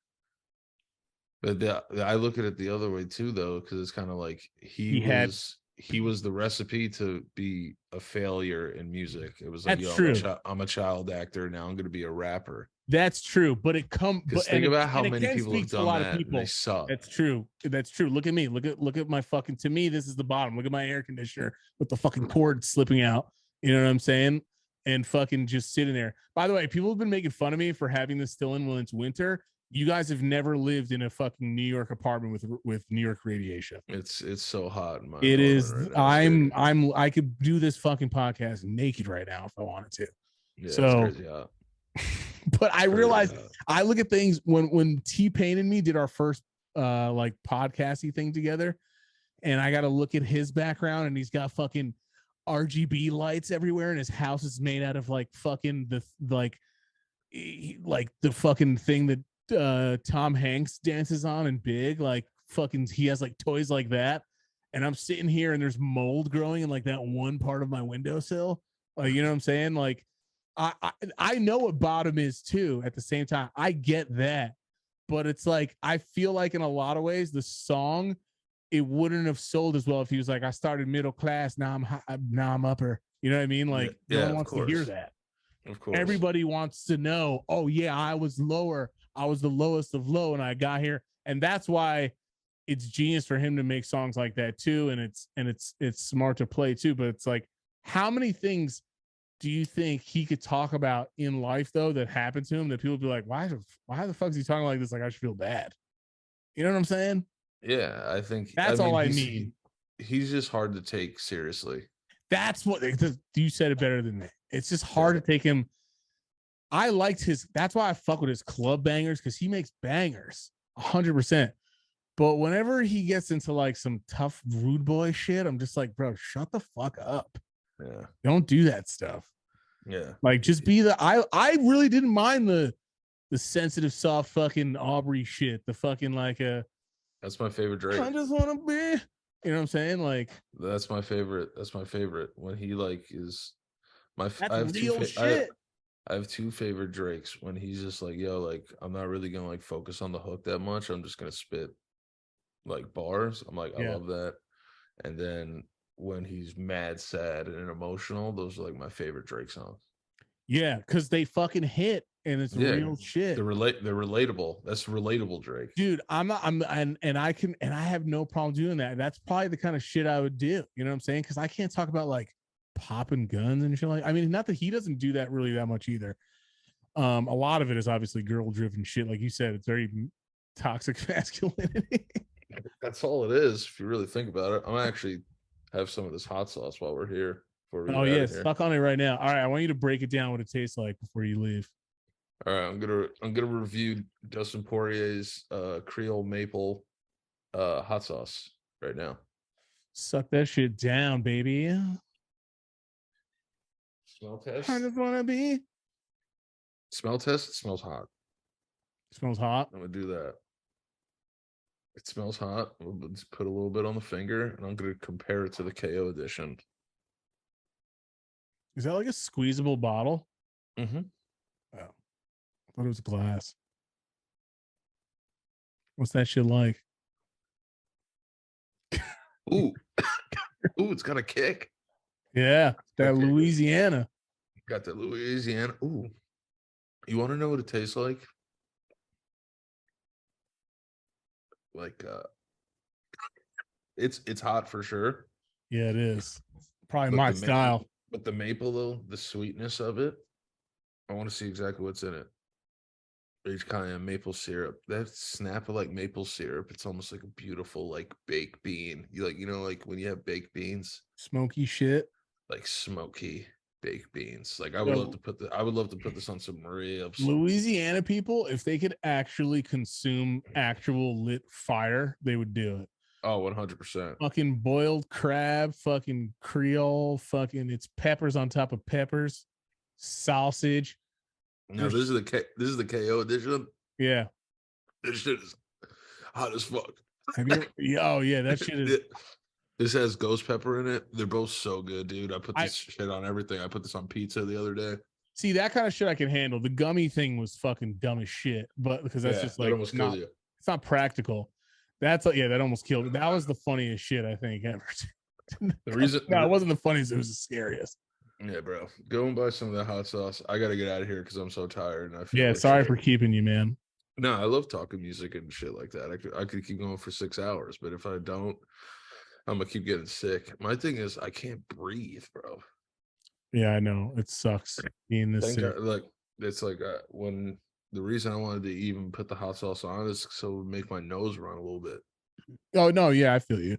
Yeah, But, do that. Do what you gotta do. Take care of yourself. I don't want you to, like I said, I wasn't even sure. I was like, I just want you to rest and be okay. I don't want you to actually gotta do it for the people, baby. You gotta do it for the people. Mike, where can they find you, dude? Tell them about your Twitch stream tomorrow as well, my brother. I'm gonna be on stream tomorrow. I'm gonna be on twitch.tv today. / Yeah, are you gonna be on you're gonna be on Wednesday, right? The 16th? Yeah, this is gonna come out later tonight. Well, what time? EST. I don't know what time, like 7 or 8. EST. All right. I'll put a link to your thing in the description. Yeah, PM maybe. Yeah, I don't know. I'm just trying to make this comeback. You know what I'm saying? You can't blow up if you don't show up. You know what I'm saying? God damn, boy, you talking that talk right now. You know what I'm saying? Bada bing, bada boom. I've been popping since the womb. Let's do it. Straight bars. Guys, you can find me at Danilo Priori everywhere. Thank you guys for putting up with my sick ass voice. Maybe it's sexy. I don't know. Yeah, we appreciate you guys. We're trying our best to get. We got it. Once we're gonna get, I want a stride out of you and me. Once we get our fucking stride, because you know what? I'm thinking about what you said. I just want our best from both of us. Yeah, dude. And I'm on my journey right now too. So let's fucking. We're growing, baby. As long as we just keep growing, that's all that matters. Yep. Emotionally. Yep. Spiritually, physically. Sexually. That stuff will shine through in the work. But if you guys want to see me at Caroline's, doing a show there December 2nd, Friday. I will have tickets to them soon. I will have a link hopefully by tomorrow, so I can update it and put it in there. And thank you guys for hanging out with us, and we'll see you next week. Peace.